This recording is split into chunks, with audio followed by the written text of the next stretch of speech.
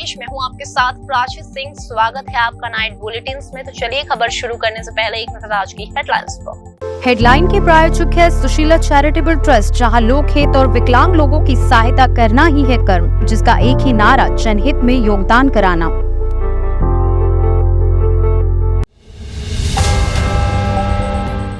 महाराष्ट्र में राष्ट्रपति शासन पर किचकिच, पवार के इनकार के बाद फडणवीस का ताजा हमला। हमारे घर ईडी सीबीआई आती है, बीजेपी के घर नहीं जाती। एमपी में केंद्र सरकार पर बरसी प्रियंका गांधी। सपा सांसद सफीर रहमान वर्क ने राम मंदिर पर उठाए सवाल, कहा मस्जिद तोड़कर मंदिर बनाना नाइंसाफी। न्यूजीलैंड इंग्लैंड मैच के बीच लेकिन भारत के लोगों में सबसे ज्यादा क्रिकेट का बुखार, तेज धूप में उमड़े विदेशी क्रिकेट फैंस। क्रिकेट लेजेंड का अहमदाबाद आगमन, सचिन तेंदुलकर ने होटल से वीडियो शेयर कर वर्ल्ड कप को खास बनाने के लिए भारत से कहा, कम ऑन इंडिया। अब समाचार विस्तार से।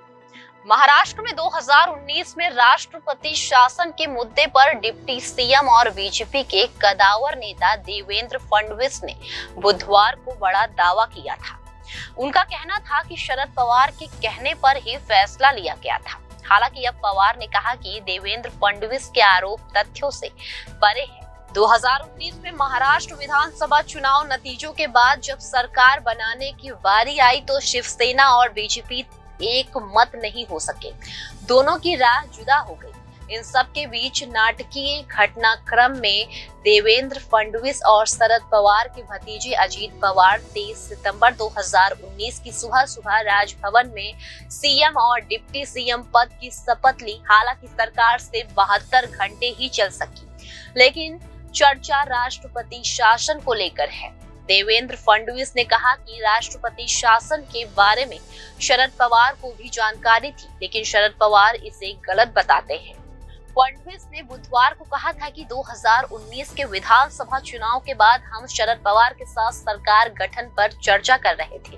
हमने विभागों के बंटवारे और प्रभारी मंत्रियों की जिम्मेदारियों को भी अंतिम रूप दे दिया था, लेकिन पवार ने रुख बदल लिया और पीछे हट गए। राज्य में राष्ट्रपति शासन लगाने का फैसला पवार की सहमति से ही लिया गया था। महाराष्ट्र विधानसभा के लिए 2019 में हुए चुनाव में भाजपा ने 288 में से 105 सीटें जीती थी और भाजपा के साथ गठबंधन में शामिल शिवसेना को 56 सीटों पर जीत मिली थी, जबकि एनसीपी के खाते में 54 सीटें आई थी। हालांकि मुख्यमंत्री पद को लेकर हुए विवाद के बाद शिवसेना ने भाजपा से राह अलग कर ली थी और उस राजनीतिक गतिरोध के चलते राज्य में राष्ट्रपति शासन लागू कर दिया गया था। राष्ट्रपति शासन लगाने को लेकर पवार की सहमति होने के दावे पर उप मुख्यमंत्री ने कहा था कि राज्यपाल को हर राजनीतिक दल से पूछना था कि क्या वो सरकार बनाने का दावा करना चाहेंगे। एनसीपी ने ऐसा करने से इनकार कर दिया और उनका पत्र मुंबई में उनके आवास पर टाइप किया गया था। पवार ने कुछ सुधारों का सुझाव दिया जो कि किए गए और फिर पत्र को पेश किया गया। यही नहीं, पवार ने हमें बताया कि वो भाजपा के साथ गठबंधन का निर्णय अल्प अवधि में ही नहीं ले सकते।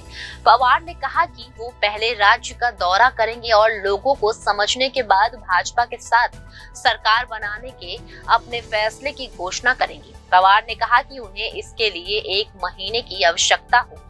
उन्होंने कहा कि भाजपा के साथ सरकार का गठन करने के बाद शरद पवार द्वारा रुख बदल लेने के बाद उनके भतीजे और राकांपा नेता अजीत पवार ने बगावत पार्टी के साथ सरकार बनाने की कोशिश की। बाद में शरद पवार ने ऐलान किया कि तत्कालीन शिवसेना प्रमुख उद्धव ठाकरे शिवसेना, राकांपा और कांग्रेस गठबंधन महाविकास अघाड़ी की सरकार का नेतृत्व करेंगे और तीनों दलों के गठबंधन ने सरकार का गठन किया। कांग्रेस महासचिव प्रियंका गांधी ने आज मध्य प्रदेश के धार में चुनावी रैली को संबोधित करते हुए बीजेपी पर बड़ा हमला बोला है। कांग्रेस महासचिव प्रियंका गांधी ने मध्य प्रदेश की धरती से सूबे की शिवराज सरकार और केंद्र सरकार पर करारा हमला बोला है। धार जिला में पहुंचने के बाद प्रियंका गांधी ने सबसे पहले मोहनखेड़ा स्थित धार्मिक स्थल में जाकर पूजा अर्चना की। आगे उन्होंने मोहनखेड़ा में टांटिया मामा की मूर्ति का अनावरण किया। मूर्ति अनावरण के बाद अपनी जनसभा को संबोधित करते हुए पहुंची। प्रियंका गांधी ने कांग्रेस के लिए वोट मांगते हुए बीजेपी और उसके नेताओं को जमकर घेरा। जनसभा के मंच से कांग्रेस नेताओं ने दावा किया कि धार रैली में 1 लाख कार्यकर्ताओं और समर्थकों की भीड़ पहुंची है। लोगों को संबोधित करते हुए प्रियंका गांधी ने कहा, लोगों की ये सोच रहती है कि चलो कोई खा रहा है, खाने दो, हमारा काम होना चाहिए, पर यहाँ तो आपका काम भी नहीं हो रहा है। व्यापम में इतना घोटाला हुआ, 50 से ज्यादा लोगों की मौत हुई। जब ईडी और सीबीआई हमारे नेताओं के घर पहुंच सकती है, अभी टीएमसी नेताओं के यहाँ 1-2 दिन पहले पहुंची थी, दिल्ली में पहुंची, तो वो एजेंसी यहाँ इन घोटाला वालों के यहाँ क्यों नहीं पहुंचती है? एमपी में जब सप्त ऋषियों की मूर्तियां स्थापित होती हैं, तो उसमें घोटाला किया जाता है। ये लोग तो भगवान को भी नहीं छोड़ते हैं। अपनी रैली में प्रियंका गांधी ने कहा कि देश की आंधी इस देश का नौजवान है। जाग जाओ मेरे नौजवान, आपको बचाने के लिए कोई आंधी नहीं आ रही है। आप खुद को बचाइए। आप जो रोज रोज संघर्ष कर रहे हैं, अपने माता पिता आपके लिए संघर्ष करते हैं, उसमें आप आगे बढ़िए, कोई आपको रोक नहीं सकता।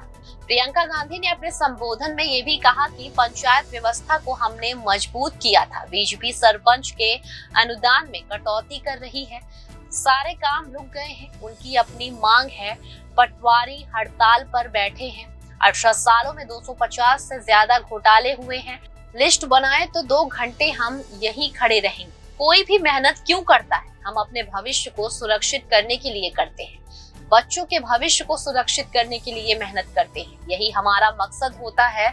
जब आप सामने देखते हैं कि नौकरी में घोटाला होता है, बच्चों के भविष्य के साथ खिलवाड़ होता है, जब आपने अपना सारा भरोसा एक पार्टी और नेता में डाला और वो आपके साथ घोटाला कर रहा है। कांग्रेस महासचिव ने आगे ये भी कहा कि जनता और नेता के बीच एक निष्ठा का रिश्ता होता है, जैसा आपका और इंदिरा जी के साथ था। आज समय बदल गया है। बहुत सारे नेता आते हैं और अपनी बात रखते हैं।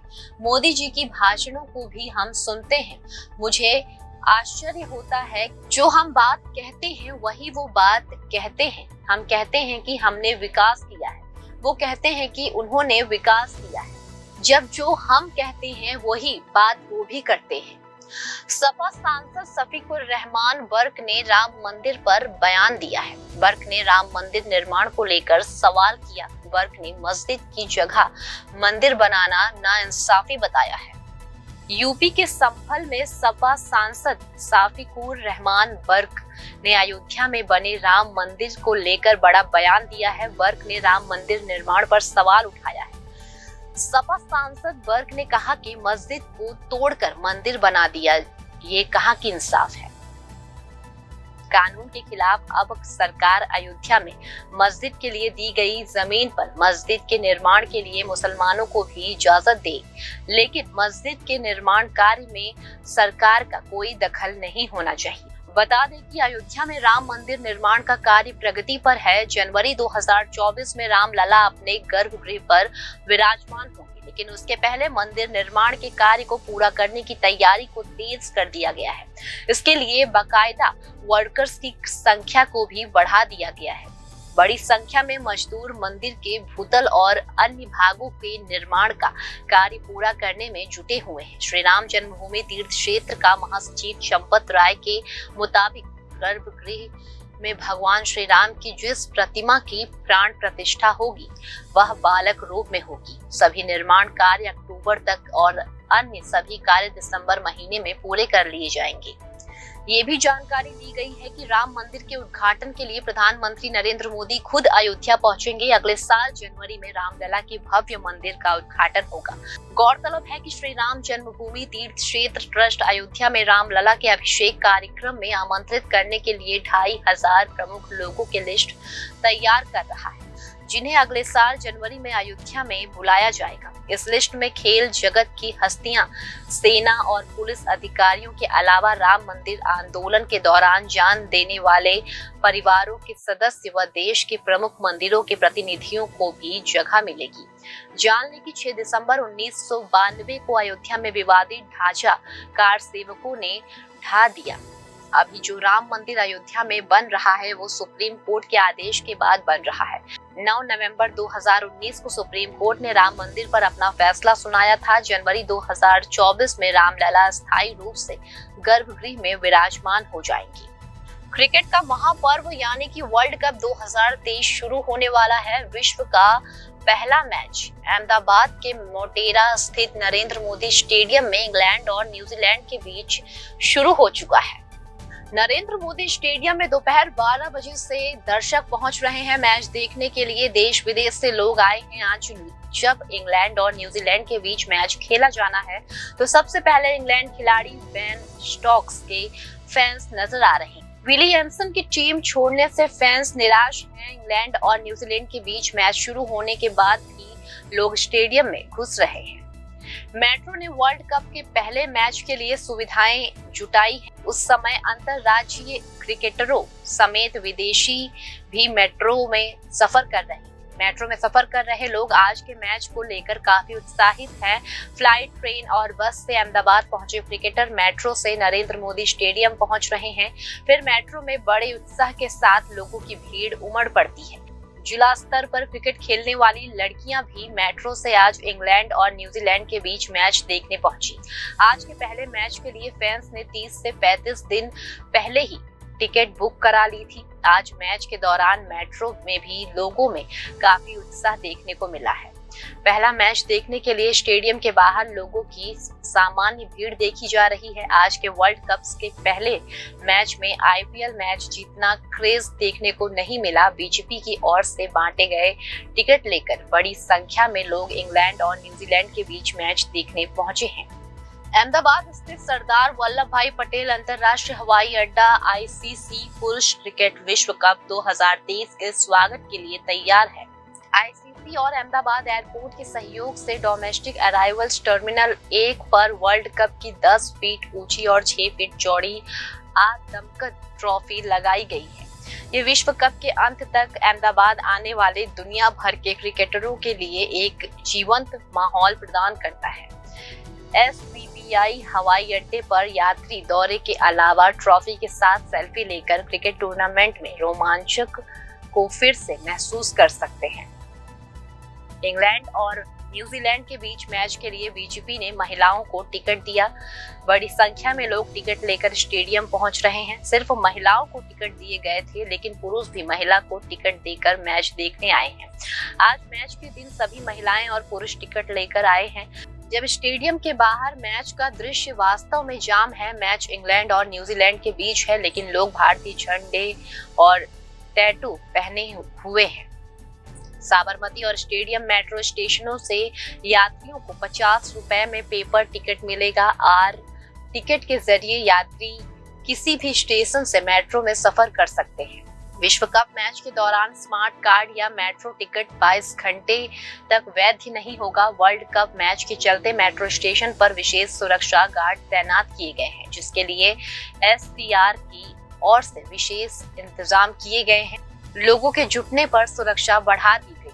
देश के विभिन्न राज्य को लेकर देश विदेश के क्रिकेट प्रशंसकों ने अहमदाबाद में विश्व कप मैच देखने के लिए मेट्रो में यात्रा की। उस समय राजस्थान के क्रिकेट प्रशंसक पोस्टर बनाकर दूसरे देशों की टीम का समर्थन कर रहे हैं। इसके अलावा कोल्हापुर से भी क्रिकेट प्रशंसक इंग्लैंड टीम का समर्थन करने पहुंची है। इससे पहले भी वो एक क्रिकेट मैच देखने श्रीलंका पहुंचे थे। अहमदाबाद मेट्रो का आनंद लेने के लिए देश विदेश से क्रिकेट प्रशंसक खास तौर पर मेट्रो स्टेशन पहुंचने और मेट्रो ट्रेन पकड़कर नरेंद्र मोदी स्टेडियम पहुंचे। क्योंकि आज विश्व कप का पहला मैच था, सड़क पर हर जगह पुलिस नजर आ रही है। स्टेडियम में भारी पुलिस बल भी देखी जा सकती है। स्कैनिंग समेत उपकरणों की जांच के बाद स्टेडियम के अंदर प्रवेश मिल रहा है। धीरे धीरे लोग आ रहे हैं। बीजेपी की ओर से महिलाओं को टिकट दिया गया। आज न्यूजीलैंड इंग्लैंड का मैच देखने के लिए नारायणपुरा इलाके की बहनें बीजेपी द्वारा दिए गए टिकट लेकर नरेंद्र मोदी स्टेडियम पहुंची हैं। उन्होंने कहा, वर्ल्ड कप भारत में हो रहा है और बीजेपी की ओर से हमें पहला मैच देखने के लिए टिकट दिए गए हैं। फैंस दिल्ली से मैच देखने आए अमीर राजा नाम के युवक ने कहा कि हम विश्व कप का पहला मैच देखने के लिए दिल्ली से आए हैं। विश्व कप का पहला मैच देखने के लिए उत्साहित।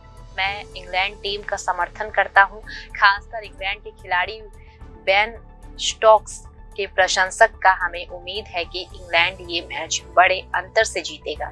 खास तौर पर पुलिस की ओर से पोस्टर भी जांच की जा रही है, क्योंकि खाली जगह की गतिविधि को ध्यान में रखते हुए पुलिस द्वारा निगरानी रखी जा रही है। आज भी लोग पोस्टर लेकर प्रवेश करते हैं और पुलिस द्वारा उनके पोस्टरों की जांच की जाती है। पोस्टरों को तभी प्रवेश दिया जाता है जब कोई आपत्तिजनक लिखावट ना हो। पोस्टरों को तभी प्रवेश दिया जाता है जब आगे और पीछे दोनों तरफ मैच से संबंधित कोई लिखावट हो। क्रिकेट वर्ल्ड कप का पहला मैच आज से इंग्लैंड और न्यूजीलैंड के बीच अहमदाबाद में खेला जा रहा है। कोई गड़बड़ी ना हो और सुरक्षा बनी रहे, इसके लिए शहर पुलिस आयुक्त की ओर से इंतजाम किए गए हैं। इसके साथ ही मैच देखने वाले दर्शकों के लिए कुछ गाइडलाइंस की घोषणा की गई है। दर्शकों को स्टेडियम में राष्ट्र ध्वज ले जाने की अनुमति होगी, लेकिन लाठी नहीं, पानी की बोतल और नाश्ता प्रतिबंधित है। नरेंद्र मोदी स्टेडियम में आज से होने वाले विश्व कप के पहले मैच के लिए पुलिस ने सुरक्षा और सटीकता को महत्व दिया है। मेट्रो स्टेशन से ग्राउंड चेयर तक दर्शकों के पहुंचने तक कोई चूक ना हो, इसी की व्यवस्था की गई है। विशेष वीवीआईपी और विदेशी नागरिकों के लिए सुरक्षा व्यवस्था को भी अधिसूचित किया गया है। Ahmedabad police commissioner GS Malik ने कहा कि आज अहमदाबाद में खेले जाने वाले मैच के लिए सभी तैयारियां कर ली गई है। निपटाने के लिए 3 अतिरिक्त आयुक्त, 18 ACP, 13 DCP और 3000 से अधिक कांस्टेबल और 500 होमगार्ड का पुलिस बल भी होगा। इसके साथ ही कुछ ट्रैफिक डायवर्जन भी किया जाएगा, जिसकी जानकारी सोशल मीडिया और वेबसाइट पर दी गई है। इसके अलावा खाने पीने का सामान या पानी की बोतल ले जाना भी मना है। लेजर लाइट आदि पर भी प्रतिबंध लगाया गया है। साथ ही सोशल मीडिया के जमाने में धमकी देने वाले या कॉल करने वाले किसी भी व्यक्ति से डरने की जरूरत नहीं है। चेकिंग भी लगातार जारी रहेगी। विश्व कप 2023 की शुरुआत आज से दुनिया के सबसे बड़े नरेंद्र मोदी स्टेडियम में हो चुकी है। स्टेडियम के नवीनीकरण के बाद ये पहला विश्व कप खेला जा रहा है, जिसमें विश्व कप 2023 के ब्रांड एम्बेसडर सचिन तेंदुलकर अहमदाबाद पहुंच चुके हैं। उनके साथ हरभजन सिंह भी नजर आए हैं। एयरपोर्ट पर प्रशंसक तेंदुलकर और हरभजन सिंह के साथ सेल्फी लेने के लिए दौड़ पड़े। वर्ल्ड कप मैच में कमेंट्री कर सचिन तेंदुलकर दर्शकों का दिल जीत लेंगे। ब्रांड एम्बेसडर बनाए जाने के बाद तेंदुलकर आज पहली बार मोदी स्टेडियम में वर्ल्ड कप मैच खेलने जा रहे हैं। अहमदाबाद स्टेडियम में फाइनल समेत कुल 5 मैच खेले जाने हैं और सबसे अहम और बहुप्रतीक्षित मैच 14 अक्टूबर को भारत और पाकिस्तान के बीच है। विश्व कप 2023 के ब्रांड एम्बेसडर सचिन तेंदुलकर और हरभजन सिंह पहले मैच के लिए आज अहमदाबाद पहुंच गए। उनके पहुंचते ही फैंस खुश हो गए और उनके साथ सेल्फी ली। विश्व कप का पहला मैच आज इंग्लैंड और न्यूजीलैंड के बीच नरेंद्र मोदी स्टेडियम में खेला जाएगा। फिर भारत के दिग्गज खिलाड़ी के साथ साथ विदेशी खिलाड़ी भी कमेंट्री करेंगे। गौरतलब है कि सचिन तेंदुलकर को वर्ल्ड कप का ग्लोबल ब्रांड एम्बेसडर बनाया गया।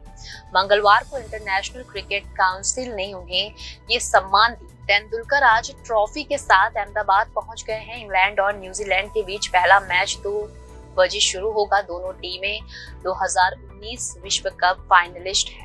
सचिन तेंदुलकर इंग्लैंड और न्यूजीलैंड के बीच आज होने वाले उद्घाटन मैच से पहले विश्व कप ट्रॉफी के साथ बाहर निकलेंगे और टूर्नामेंट के उद्घाटन की घोषणा करेंगे। तेंदुलकर ने एक प्रेस विज्ञप्ति में कहा कि 1887 में बॉल बॉय बनने से लेकर 6 टूर्नामेंट में देश का प्रतिनिधित्व करने तक विश्व कप ने हमेशा मेरे दिल में एक विशेष स्थान रखा है।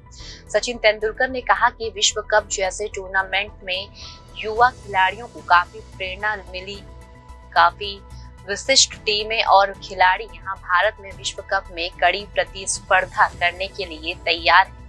मैं इस शानदार टूर्नामेंट का इंतजार कर रहा हूँ। विश्व कप जैसी बड़ी प्रतियोगिता युवा खिलाड़ियों को प्रेरित करती है। मुझे उम्मीद है कि ये टूर्नामेंट युवा खिलाड़ियों के खेल में शामिल होने और उच्चतम स्तर पर अपने देश का प्रतिनिधित्व करने के लिए प्रेरित करेगा। वैश्विक ब्रांड एम्बेसडर बनने के बाद सचिन ने कहा कि विश्व कप मेरे दिल में एक विशेष स्थान रखता है। फिलहाल खबरों में सिर्फ इतना ही। आगे खबरों में बने रहने के लिए देखते रहिए जनादेश।